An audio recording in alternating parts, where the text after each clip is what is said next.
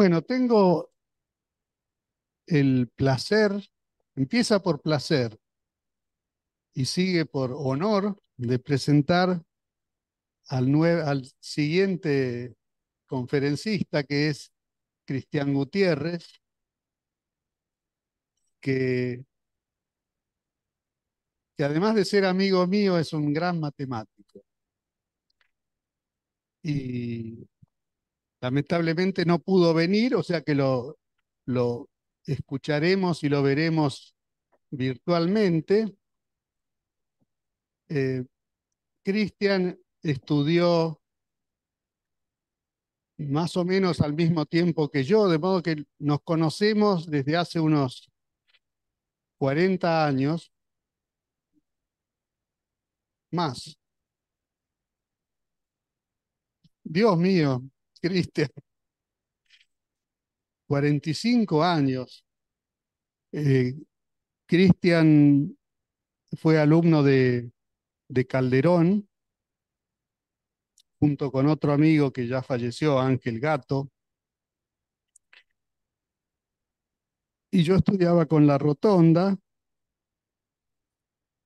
e hicimos ese periodo tan intenso de la vida de uno, que es hacer el doctorado, no juntos porque estábamos con distintos temas y distintos profesores, pero compartiendo toda esa cosa que pasaba del entusiasmo a la angustia. Y bueno, pese a ser un gran amigo mío, él es un excelente matemático, un gran matemático, que en algún momento se mudó a Estados Unidos y trabaja en Temple University y sabe de muchísimas cosas, entre ellas transporte óptimo, que es una de las cosas que yo siempre quise entender. Así que hoy es mi oportunidad de entender, Cristian, a ver si te esmerás. Bueno, os dejo con Cristian Gutiérrez. Bueno, muchísimas gracias, Gustavo, por la introducción. ¿Se me oye bien? Perfecto, Bueno, perfecto. eh, muchísimas gracias otra vez por la introducción y por recordar algunos muy buenos momentos que tuvimos en la década de estudiantes. Y yo quiero agradecerle a los organizadores por la invitación para la celebración de estos 50 años del instituto, pero querría también hacer algunos comentarios antes de empezar con la matemática. En el año de la creación del instituto, que fue en el año, como todos sabemos, 1973, y como Gustavo recién mencionó, éramos estudiantes de la licenciatura en matemáticas en la Facultad de Ciencias, y el primer contacto que yo tuve con el instituto creo que debe haber sido a finales del 73 o durante el 74 seguro, y fue a través de González Domínguez, quien fuera su primer director y uno de los fundadores. Y me acuerdo que el IAM funcionaba en esa época en un pequeño departamento en la calle Viamonte, en el tercer cuerpo al final del edificio. Y yo visitaba a González Domínguez porque hice el seminario superior de la licenciatura con él. Entonces iba algunas veces a visitarlo al instituto para consultarlo. Y cuando terminó el trabajo de la licenciatura, González me sugirió que estudiara con Calderón. Y pocos años después, recuerdo haber asistido a charlas en el instituto muy estimulantes de varios matemáticos con los que se ha trabado una relación en los años, aunque a ellos no los he visto y algunos han desaparecido. Eh, Uno era Enzo Gentile, que recuerdo charlas sobre teoría de números, muy entusiasta. Recuerdo también a Osvaldo Capri,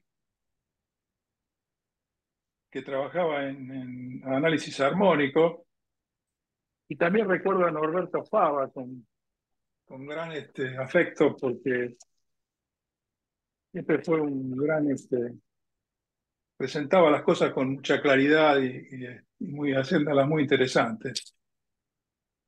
Y recuerdo también, por supuesto, una charla de Alberto Calderón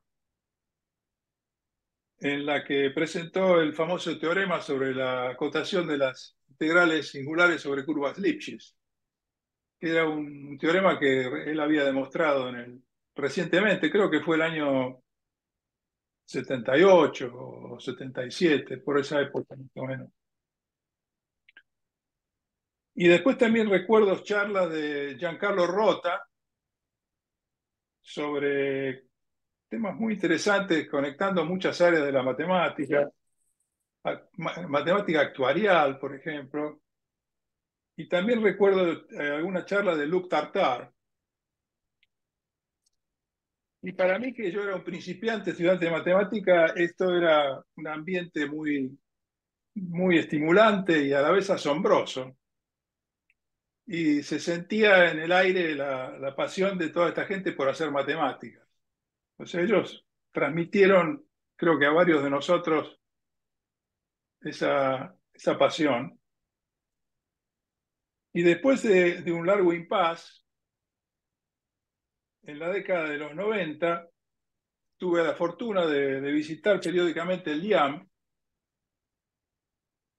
para colaborar con Carlos Segovia, con quien recuerdo afectuosamente muchas conversaciones y su sentido del humor y su brillantez matemática, y también con Luis Caffarelli, con quien coincidimos en varias visitas en esa época al instituto. También recuerdo en esa época también muy afectuosamente a Julio Bouillet.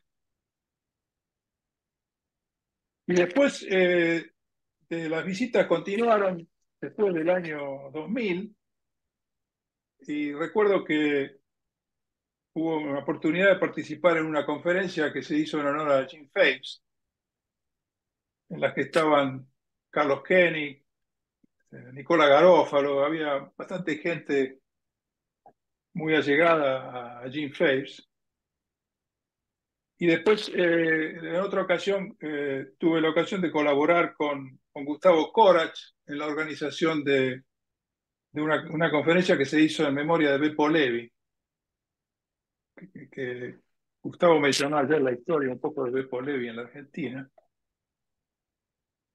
Y yo creo que esto ha sido muy significativo y muy estimulante para mi carrera matemática, y no solamente matemática, sino también humana, porque haber conocido gente muy, muy interesante, muy brillante, ha sido siempre muy estimulante.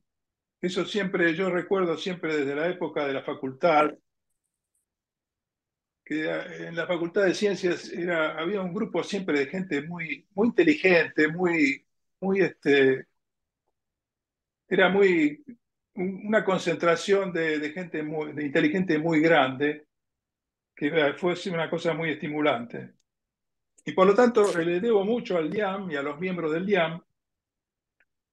Y esta es una ocasión muy importante porque prueba la destacada dedicación de los miembros del DIAM para continuar con la noble tarea de la investigación en matemáticas. Y por supuesto, esta tarea debe ser continuada por las jóvenes generaciones. Esto es más o menos lo que yo quería decir antes de empezar con la matemática, que esto tiene un poco además de matemática, tiene un poco de óptica y algunas aplicaciones. La charla que voy a presentar es una charla que la he dividido en tres partes. Espero poder cubrir más o menos, tengo la intención de cubrir la mayor parte posible de esas tres partes. Y es un tema que apareció en los últimos, digamos, 10, 12 años, que se llaman metasuperficies y que hemos encontrado una relación de estos objetos con transporte óptimo. A ver si puedo. Esta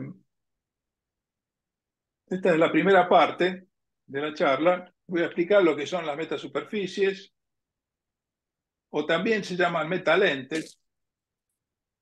Voy a explicar lo que quiere decir la ley de Snell generalizada, que es la base de entender estas metasuperficies.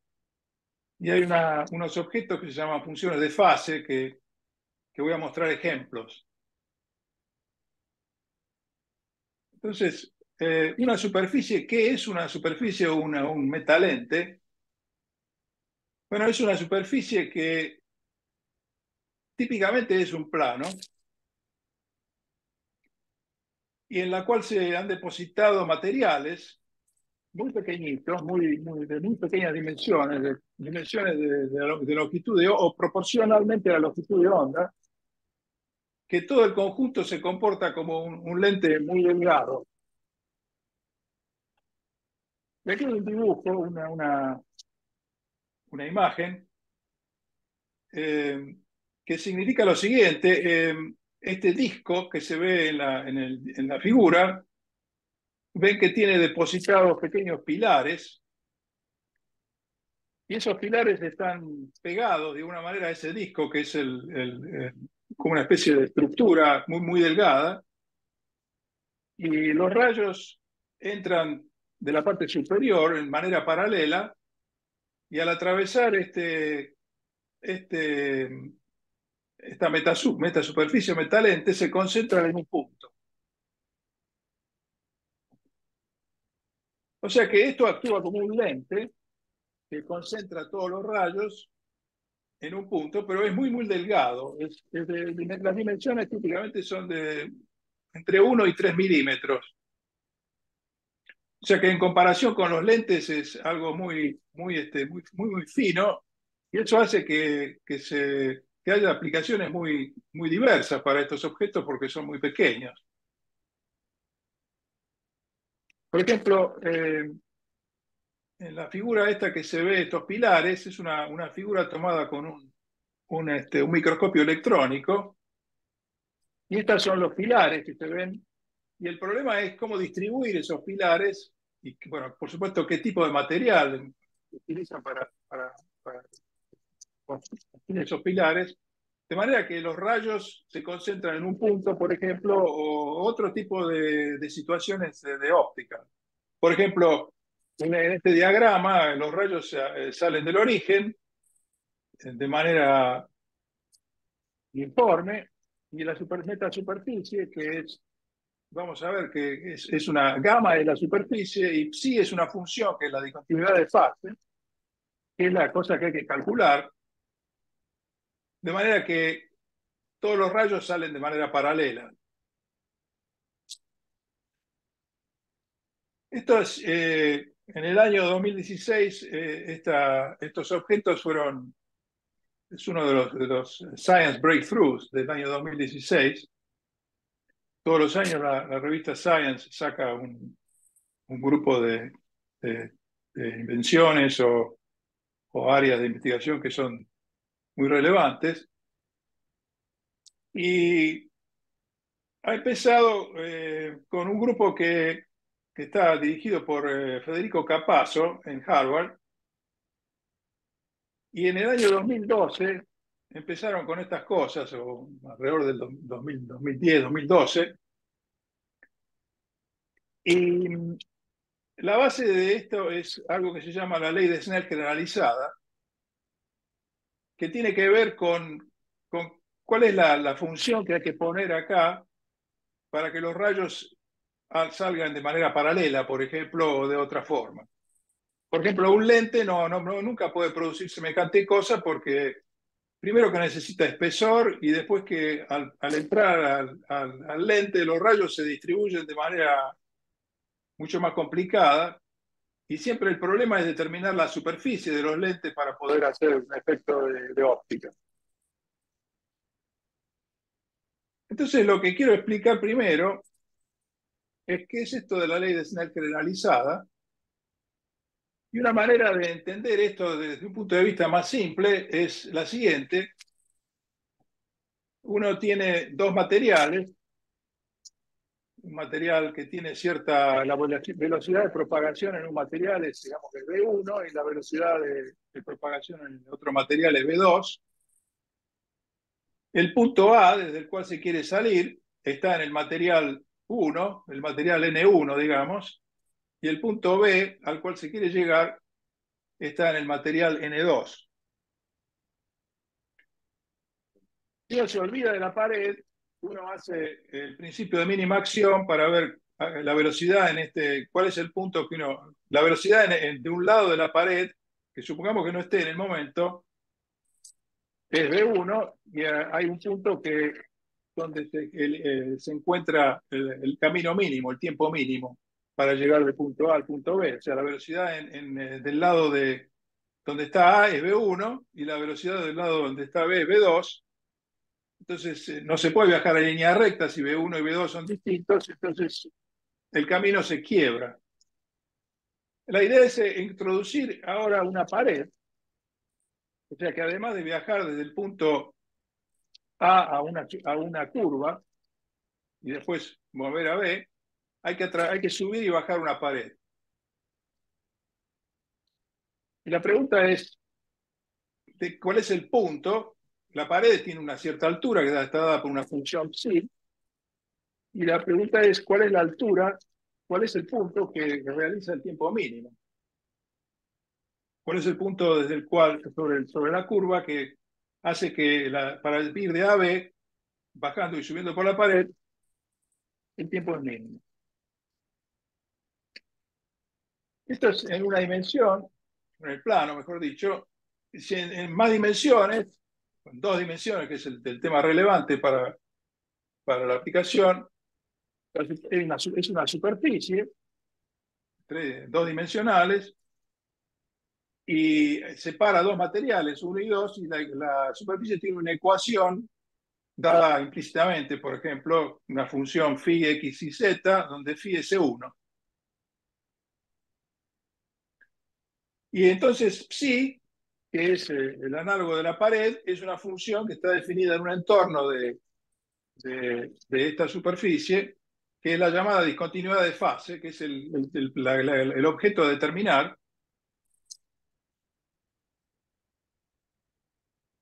Y entonces se emite una onda desde el punto A en el material 1, que llega a la superficie gamma en el punto P, y en el punto P es refractada o es transmitida al punto B en el material 2. Desde el punto A al punto P la velocidad es V1, del punto P al punto B la velocidad es V2. Y si N1 y N2 son los índices de refracción de N1 y 2, o sea, las velocidades esencialmente de propagación en 1 y 2, que en este caso podrían ser iguales, podría ser el mismo objeto, típicamente el mismo material. Entonces, ese punto, por el principio de mínima acción, tiene que ser un punto crítico de N1, P menos A, más N2, B menos P, menos la función, menos o más, le pongo un menos aquí. Esto es el tiempo que se tarda para pasar del punto A al punto B a través del punto P cuando la función de fase es psi. Es tiempo esto. Y como P es un punto en la superficie, phi de P tiene que ser cero, ¿no? O sea, entonces, bueno, como ustedes imaginan, lo que hay que hacer es usar multiplicadores de Lagrange.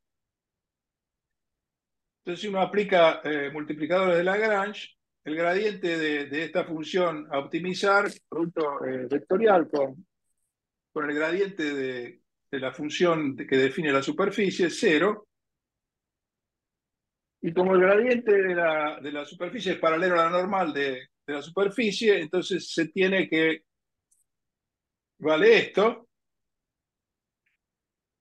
y si uno denota las direcciones unitarias de los rayos incidentes de A a P y el rayo diffractado de B a P, se obtiene de esta manera la ley de Snell generalizada, porque se pone esta cantidad acá arriba, en la primera ecuación, se hace el producto vectorial, y lo que da es que N1X es la dirección del rayo incidente, menos N2M, el rayo transmitido, producto vectorial con la normal, es el gradiente de la función de fase multiplicado vectorialmente por la normal. O sea que esto da la ley de Snell.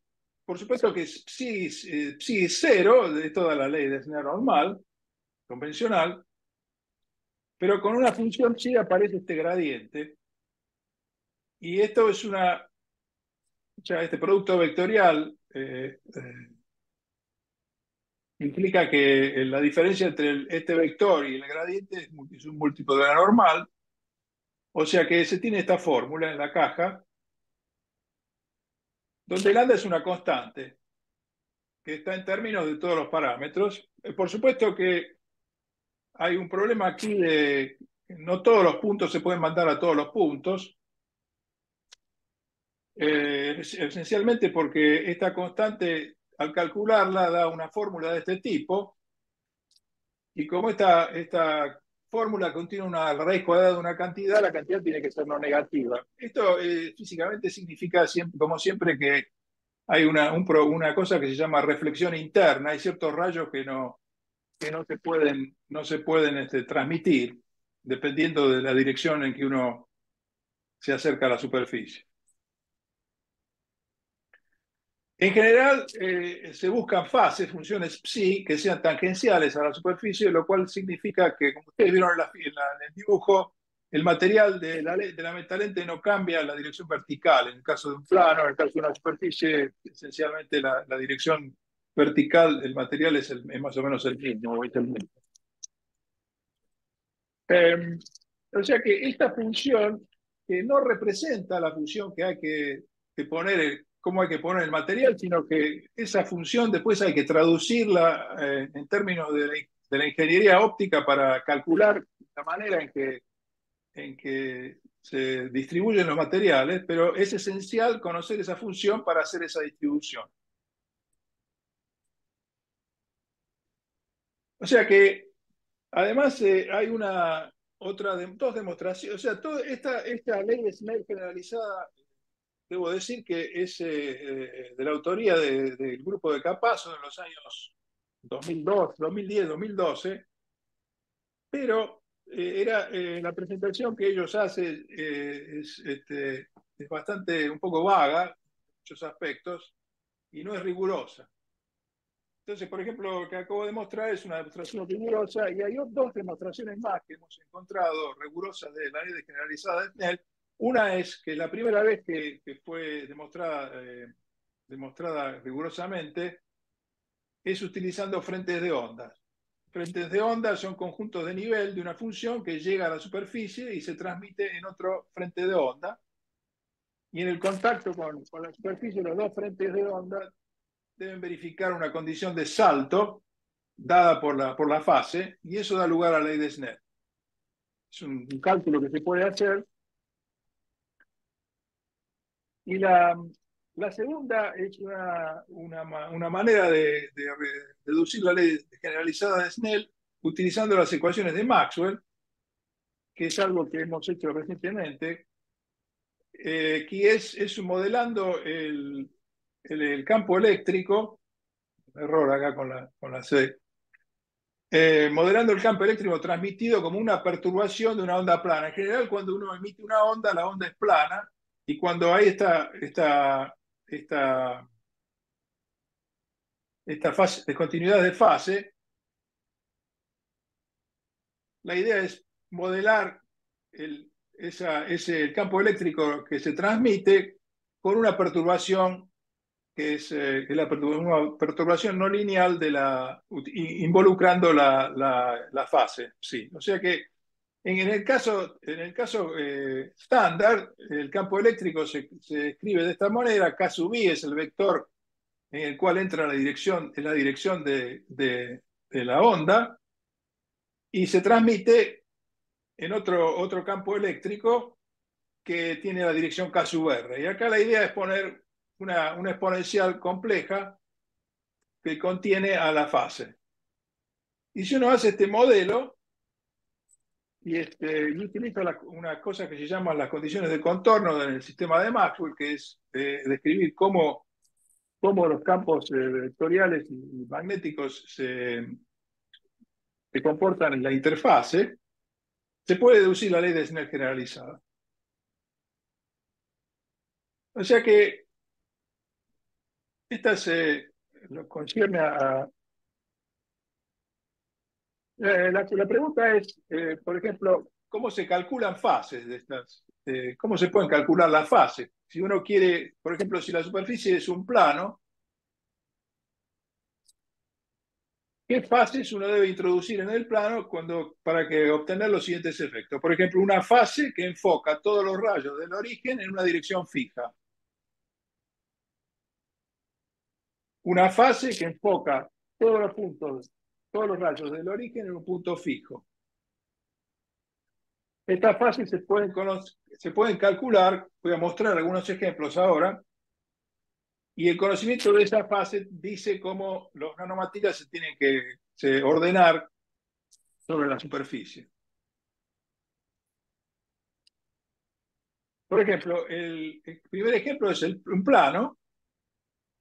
Todos los rayos enfocan el origen en una dirección fija, M, y la fase tiene esta forma, una forma muy simple. El valor absoluto de X menos kappa M, producto escalar con X, pero es una constante. Kappa es el cociente entre las dos índices de refracción, que pueden ser iguales, puede ser kappa igual a 1 en este caso. En el caso de un lente no tiene sentido porque el lente necesita otro material, pero aquí, como está todo concentrado en la superficie, ahí arriba de abajo puede ser aire. El ejemplo 2, todavía un plano, todos los rayos se enfocan el origen en un punto fijo, y la fase se puede calcular que es el valor absoluto de X más kappa Q menos X, el punto al cual uno quiere llegar. Si uno le cambia la forma, cambia el plano por una esfera, los rayos que enfocan el origen en una dirección fija, queda una fase que es de este tipo. Si el caso es esférico y uno quiere calcular una fase que todos los rayos se enfocan en el origen en un punto fijo, queda este tipo de función. O sea, todas estas funciones se calculan usando la ley generalizada de Snell. Y en general, si uno tiene un caso general, pongamos que quiere enviar un conjunto de rayos que emanan de un punto en un conjunto de direcciones. Por ejemplo, si X y V con U y V son las coordenadas esféricas de los puntos de la esfera, y nos dan un campo C2 de direcciones unitarias, nos dan también una superficie C2 dada paramétricamente por R de V igual a ρ de V, X de V, y gamma separa los dos materiales, N1 y N2. Entonces la pregunta es si existe una discontinuidad de fase en la superficie gamma, de manera que cada rayo del origen con dirección X u V es refractado en la dirección M. Bueno, esto se puede hacer. Por supuesto que se necesitan condiciones de compatibilidad en el campo, entre el campo vectorial M, de las direcciones que uno a lo que quiere llegar, y la curvatura de la superficie. Entonces, usando geometría diferencial elemental, se puede probar este teorema, y uno tiene esta condición de compatibilidad entre el radio de la superficie de gamma y el campo M, y el determinante de esta matriz no es cero en un punto, donde B es la cantidad de X menos kappa M producto con la normal. Entonces existe un entorno del punto en la superficie y una discontinuidad de fase psi definida en el entorno U con gradiente tangencial a gamma, tal que cada rayo con dirección X de V con U y V en U es refractado por la metasuperficie en la dirección M. Ahora, este determinante, si ustedes miran esta matriz, la primera matriz es la segunda fórmula fundamental de la esfera, y la tercera matriz es la segunda fórmula fundamental de la superficie gamma. O sea que es una relación entre las formas fundamentales de la superficie y gamma. Y esto tiene que ver con la compatibilidad de R y de M. O sea que esto da el caso general. Muy bien. La segunda parte, en la primera parte no hay ninguna cuestión de energía, es simplemente enviar rayos en una dirección a otra dirección o de un punto a otro punto. Pero hay problemas que tienen que ver con distribuciones de energía, y estos problemas tienen que ver con ecuaciones diferenciales. Y después, más adelante, voy a explicar qué tiene que ver con transporte óptimo. El problema con distribución de energía es el siguiente. El objetivo lejano, es decir, imaginen un objetivo que está muy lejos. Entonces, lo que importa son las direcciones a las cuales uno se acerca. Desde el origen, y desde cada dirección X en un dominio omega 1 en la esfera, se emite un rayo con intensidad de f de X. O sea, en alguna dirección es más brillante el rayo, en otra dirección es menos, etc. Y se da en otro dominio, omega 2 en la esfera, se da una medida que satisface esta condición de conservación de la energía. O sea, F es la intensidad y la medida representa la energía en el omega 2, o sea, la energía que sale de omega 1 y la energía que ahora uno quiere llegar en omega 2 es la misma, medido con esta medida. Se da un plano que no contiene el origen, y de ambos lados del plano el material, no hay material, o sea, es vacío, es vacuum o es aire. O sea que N1 es N2 igual a 1. Entonces, por la ley generalizada de Snell, cada función psi definida en este gamma define una aplicación, que es el rayo incidente X va en el rayo refractado T de X, que es X menos lambda nu menos el gradiente de psi. O sea que cada función que uno ponga da una aplicación. Y la pregunta es encontrar una función, una fase, de manera que todos los rayos refractados por la superficie cubren completamente el dominio omega 2, o sea, se ilumina completamente, si uno piensa en iluminación, el dominio omega 2, y la distribución de los rayos refractados es nula. Es decir, que si uno toma un conjunto en el omega 2 y toma la imagen inversa por la aplicación, mide la energía de la imagen inversa, que tiene que ser igual a la energía del conjunto E en omega 2. O sea, este problema tiene que ver con varias preguntas. Primero, se pueden decir que hay ecuaciones que satisfacen la fase psi.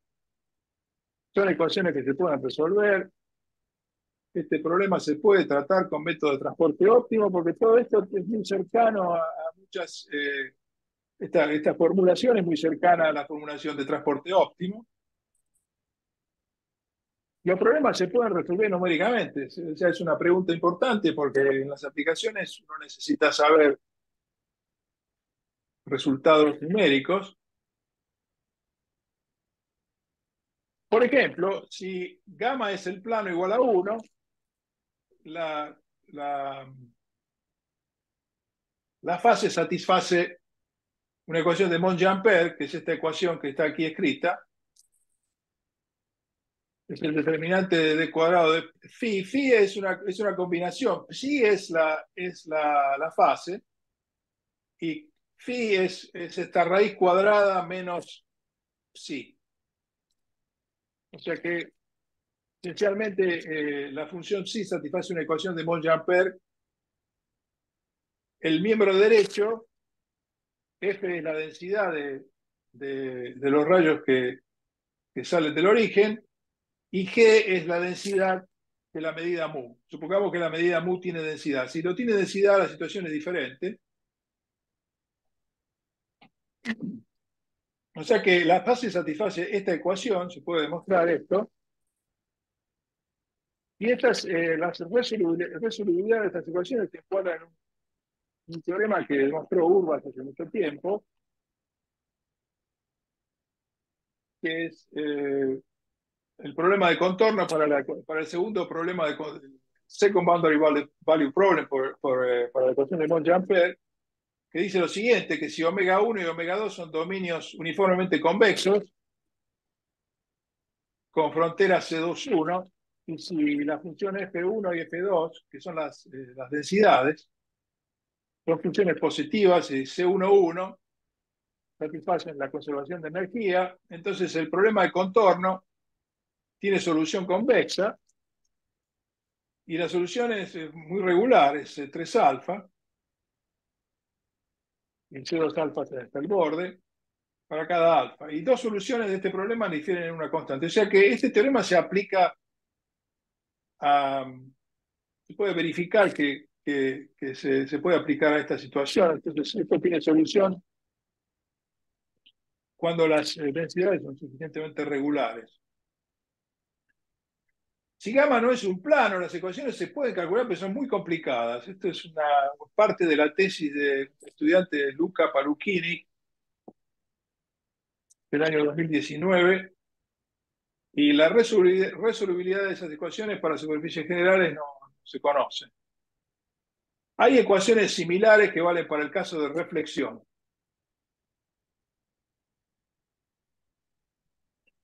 Entonces,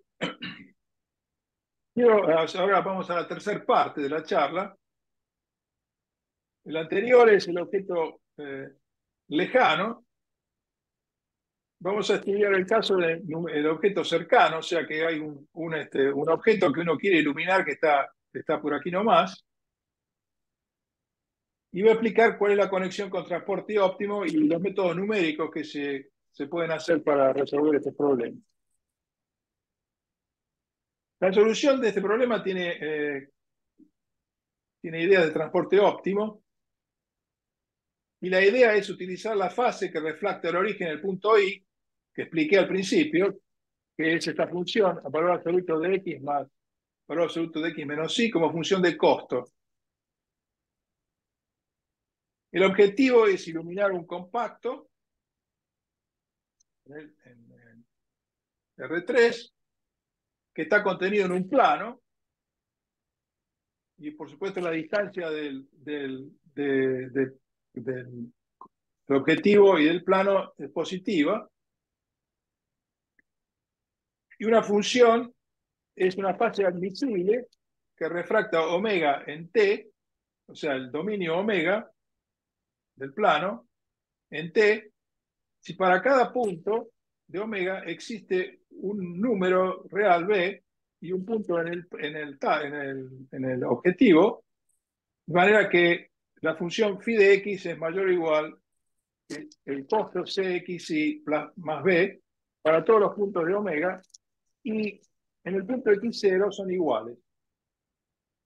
Es decir, en este caso decimos que la función c de xy más b soporta a la función phi en el punto x0. O sea que es un contacto en un punto por esta familia de funciones c de xy más b.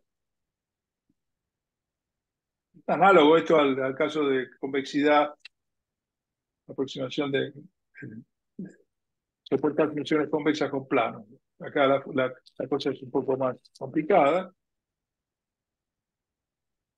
Y el problema es encontrar la fase de manera que los rayos que salen del origen son transportados a T y se cubre todo el plano T,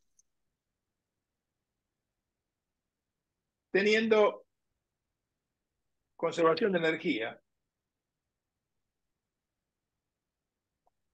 Entonces, lo que se hace es, si phi es una fase admisible, entonces para cada punto se define una aplicación multivaluada, que es la cantidad de puntos y en el objetivo, de manera que C de xy más b soporta a la función phi en el punto x0. O sea que puede haber muchos puntos y que tienen esta propiedad. Es una aplicación multivaluada. Y el problema es encontrar una fase admisible, de manera que otra vez ρ es la densidad de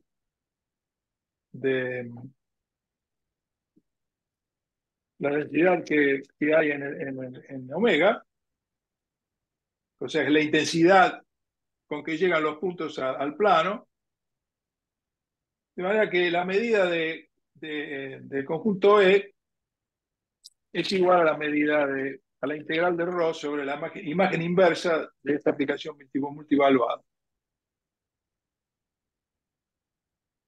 O sea, esto en términos de transporte óptimo es que el push forward measure en phi de ρ es.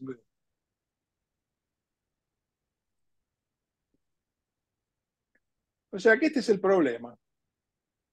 Encontrar esta función phi con esta propiedad. Por supuesto que hay una condición de visibilidad, o sea que el target no puede estar en cualquier parte porque puede ser un target que se envuelva a sí mismo y entonces no se puede iluminar.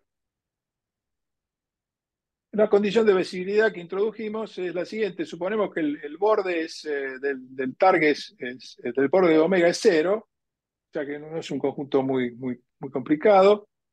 Y para cada punto en omega y para cada par de puntos en el objetivo distintos, los puntos no están nunca alineados. Por ejemplo, esto vale si el plano está contenido, si el objetivo está contenido en un plano paralelo. Entonces, este es el resultado, que es un teorema que escribimos, salió publicado que creo que este año o el año pasado, con Chimbo Juan, que fue un estudiante con quien trabajamos muchos problemas de PDIs y óptica, y después con dos franceses, Quentin Merigot y Boris Thibert. Quentin está en Paris-Saclay y Boris Thibert está en Grenoble, y ellos son muy expertos en métodos numéricos. Entonces, son los que han hecho la parte numérica de este proyecto. Espero tener algunos minutos para decir algo, por lo menos. Acá está el teorema, dice que si uno tiene un dominio compacto, contenido en el plano x3 igual a A, y tiene puntos distintos en el objetivo, que está ubicado sobre el plano, arriba, satisfaciendo la condición de visibilidad mencionada.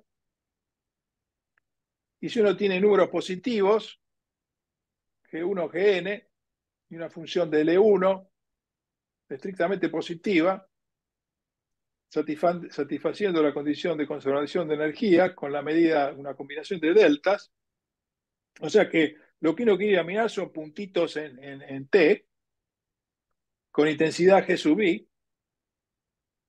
Entonces, dado un número B1, siempre se pueden encontrar P2 y Bn únicos, de manera que la función phi, que tiene una forma muy especial, muy simple, digamos, es el mínimo de estos costos X y más BI, hay BIs que satisfacen esto, resuelve el problema. Es decir, que la metasuperficie omega phi refracta omega en T. ¿Cuánto tiempo me queda?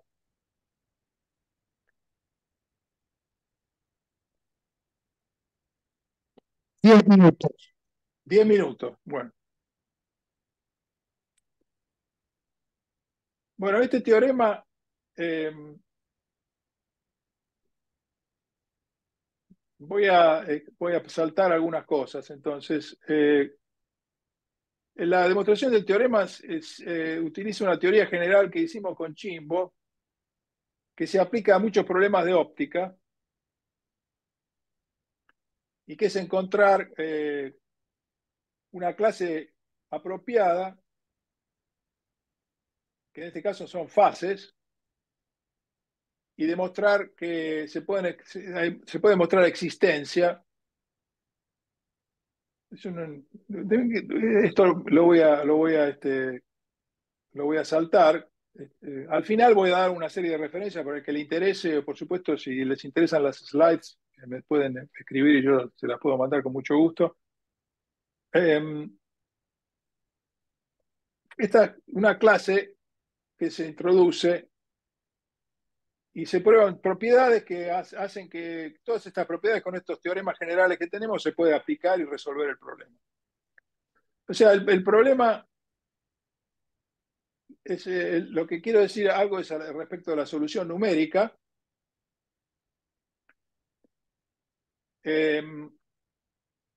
La resolución numérica del problema requiere el estudio de las llamadas celdas de Laguerre, que son estos conjuntos donde el costo, para una constante, es menor que todos los demás. O sea, B es un vector B1, Bn y se fija un I y se consideran todos los puntos que tienen esta propiedad. O sea, es como una especie de intersección pueden ser paraboloides o pueden ser funciones convexas, dependiendo de C, etcétera.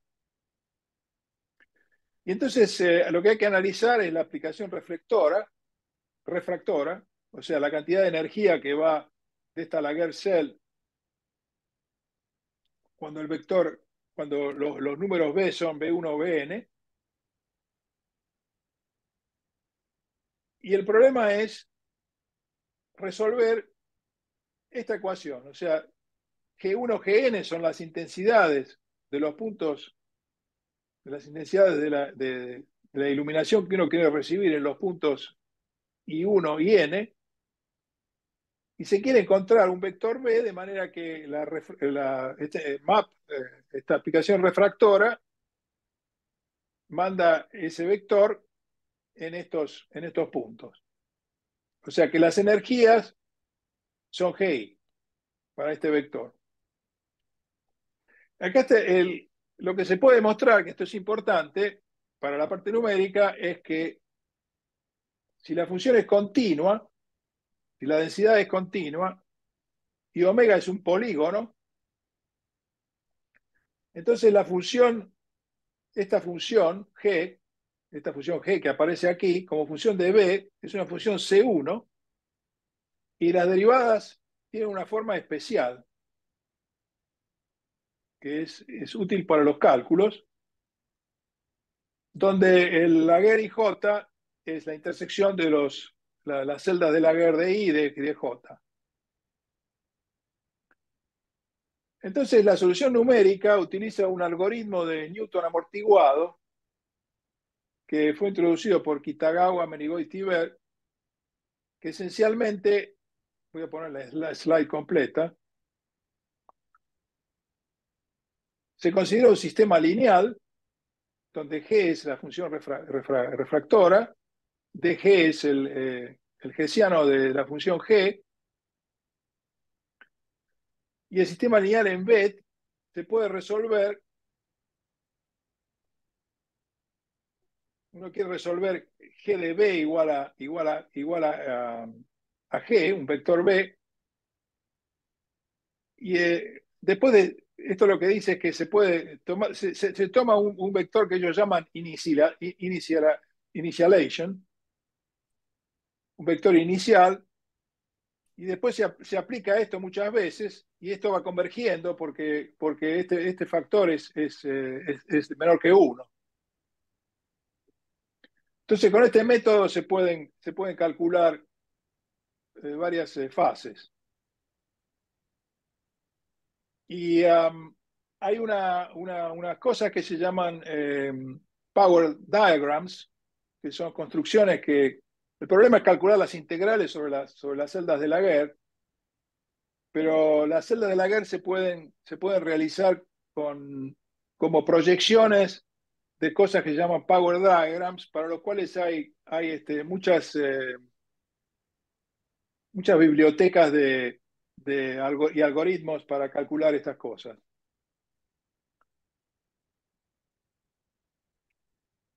Bueno, déjenme saltar esto. Y debe mostrar los ejemplos numéricos. Por ejemplo, si ρ es un cuarto, que es la medida uniforme en el cuadrado,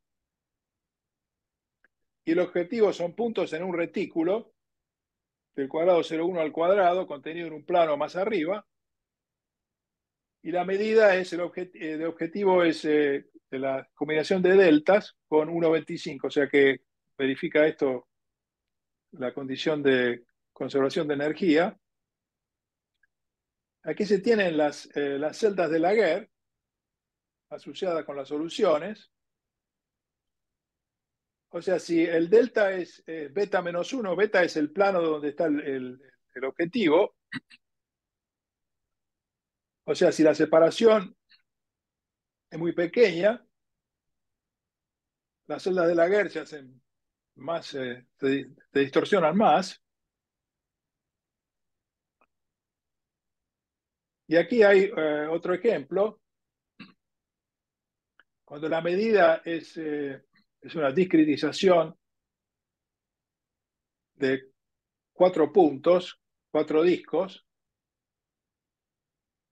En el medio son las celdas de Laguerre asociadas con esta distribución. Y esta es la función fase es la derecha. Y si uno lo que quiere obtener como iluminación es la letra H, entonces la función fase que tiene que elegir es la que está aquí, a la derecha. O sea, estos son ejemplos numéricos que usando todas estas cosas que Boris y Quentin conocen, se pueden hacer. Y para terminar, me quedan creo que 2 minutos. Los comentarios finales.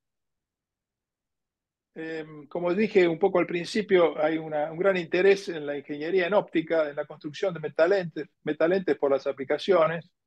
No solo metalentes, sino distintos aparatos ópticos, polarizadores, etcétera. El grupo que ha hecho contribuciones desde muy temprano para esto ha sido el grupo, como dije, de Federico Capasso en Harvard y otro grupo en Caltech, encabezado por Andrei Faraón.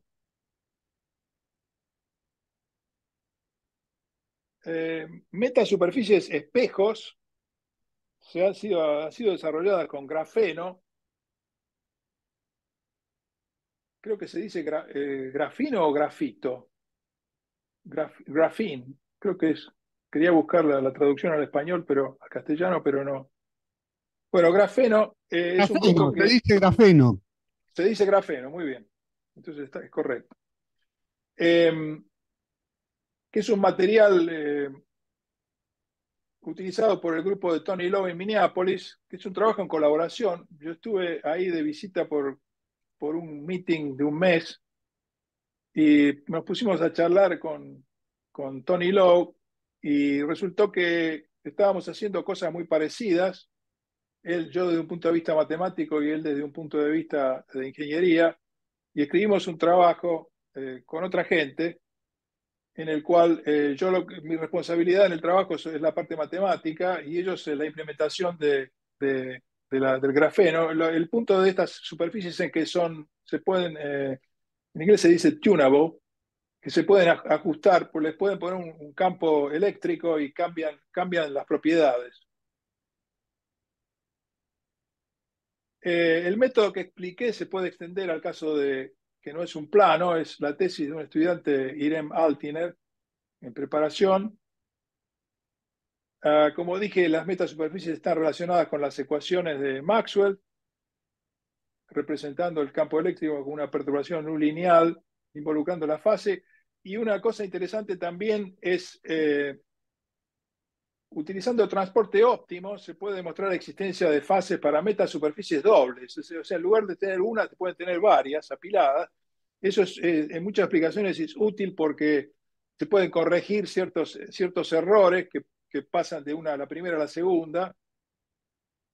Y se puede demostrar la existencia utilizando la teoría de transporte óptimo per se.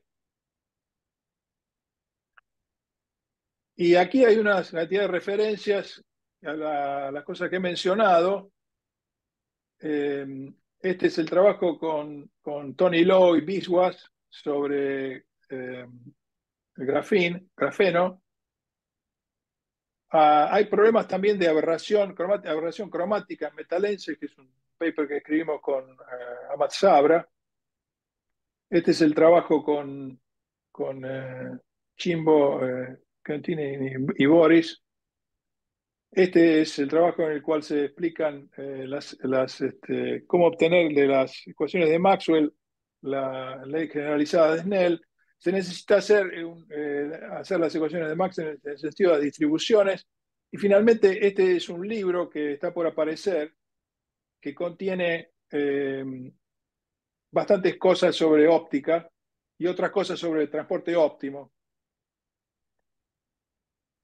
Y creo que esto es todo lo que tengo para decir. Muchísimas gracias por la atención.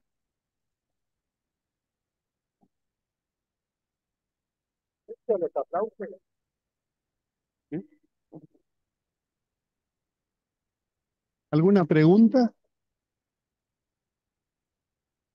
¿Comentarios?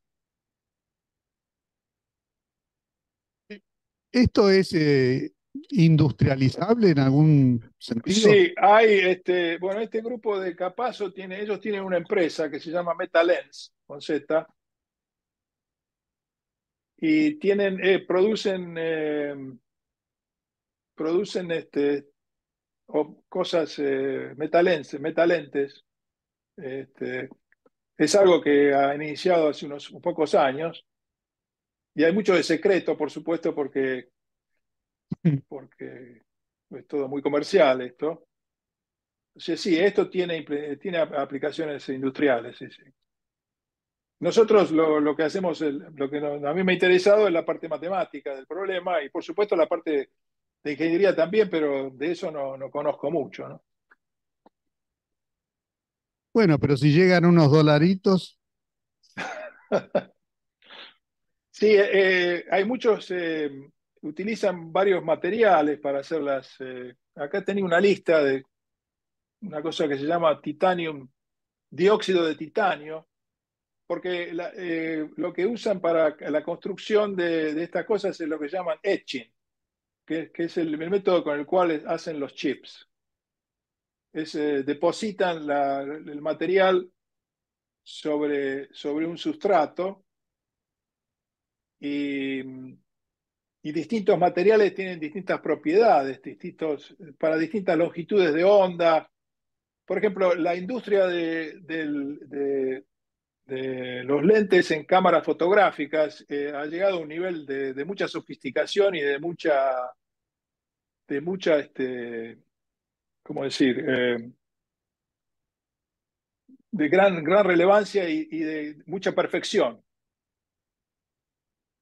Y es muy difícil competir con estas cosas a ese nivel. Pero por otro lado,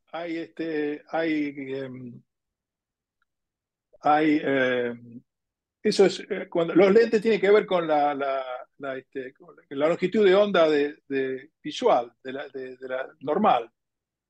Pero hay longitudes de onda distintas que se utilizan en otras aplicaciones y ahí es mucho más complicado construir lentes.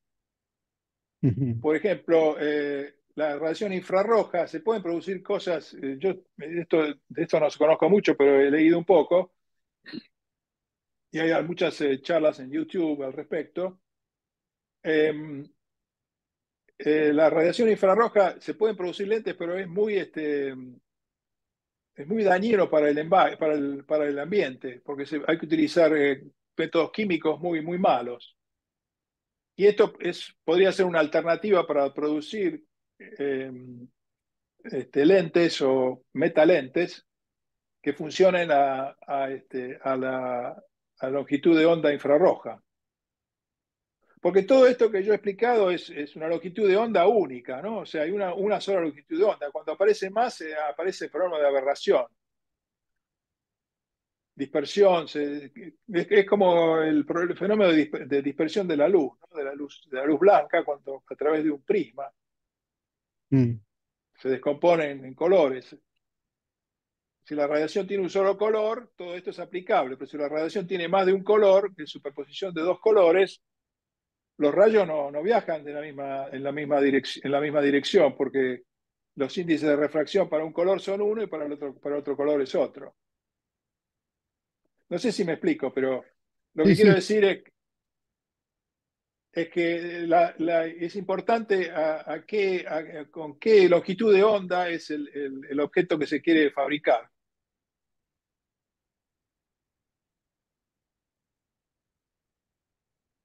algún comentario. Hola, Sí. hola, sí. Un comentario nomás. Yo imagino que esta tecnología se puede utilizar en futuros telescopios como el James Webb, ¿no? Este, estos Probablemente, no de lo sé, espacio. es posible, es posible. Esos objetos son muy grandes, creo, ¿no? Yo he leído un poco y el tamaño de esos telescopios es de de grandes dimensiones. El tema de Tienen muchas componentes. Es posible que se pueda utilizar, sí, no lo sé eso, pero no soy experto en el tema, pero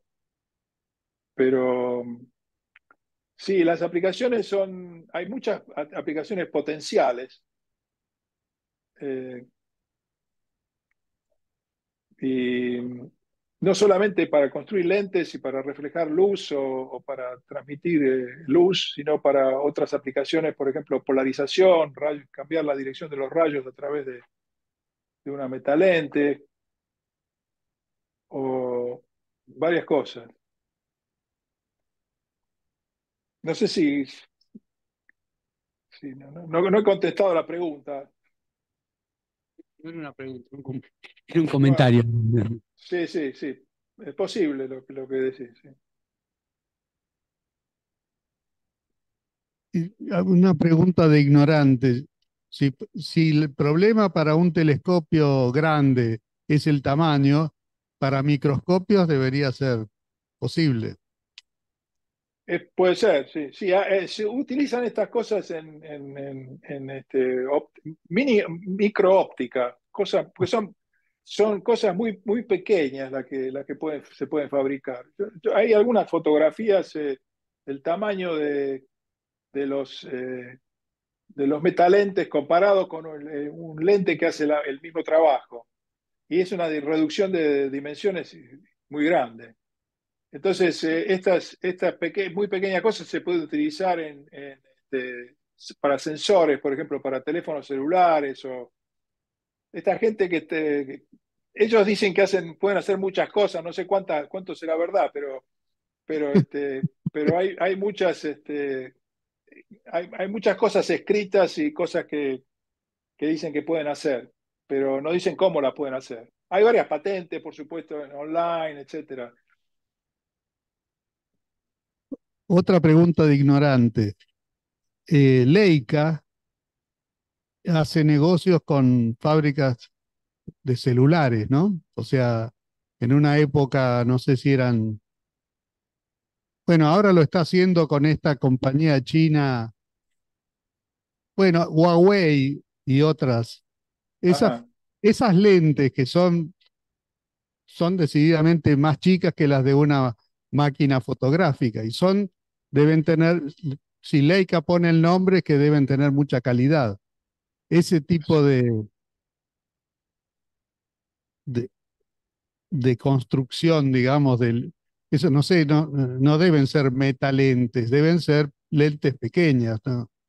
Sí, ellos usan, Leica lo que hace son lentes, no sé, deben tener, probablemente deben tener gente que estudia o hace cosas diferentes, pero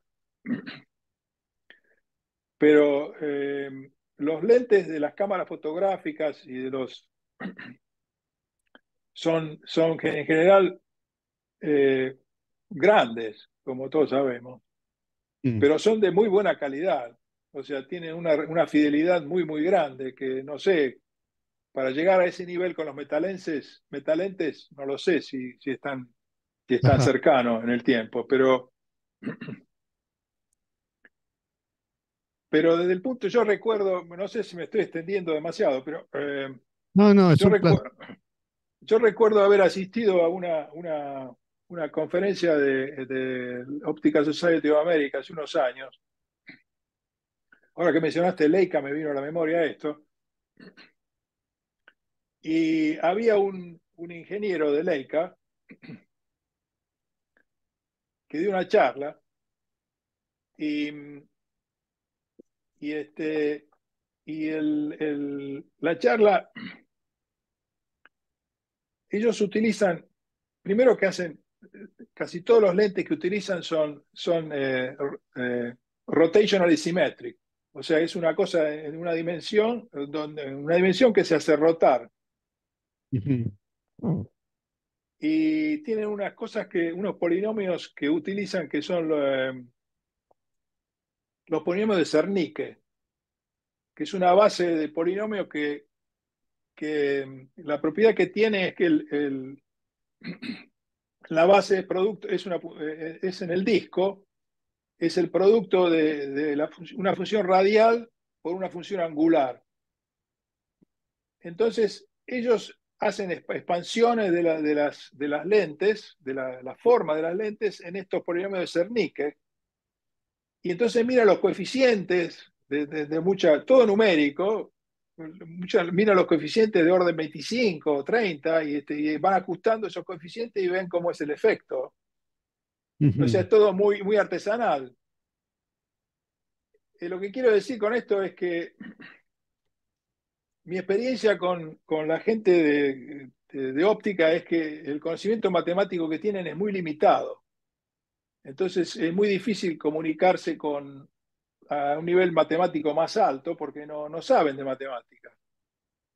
O sea que las cosas que hacen son muchas veces muy ciertas y muy, muy correctas, pero están muy basadas muchas veces en la intuición y en la experimentación, Ujú. pero no tienen un soporte riguroso matemático. Les vendría bien, pero no lo tienen, digamos. Les vendría muy bien, yo creo, pero no, pero saben de otras cosas que de matemáticas les vendría muy, muy bien. O por lo menos contactarse con matemáticos y que hagan la parte matemática. Claro. Bueno, ¿alguna pregunta más? ¿Algún comentario? No. Bueno, Cristian, muchísimas gracias. Ha sido una charla, da ganas de ver qué hay dentro de un celular, por ejemplo.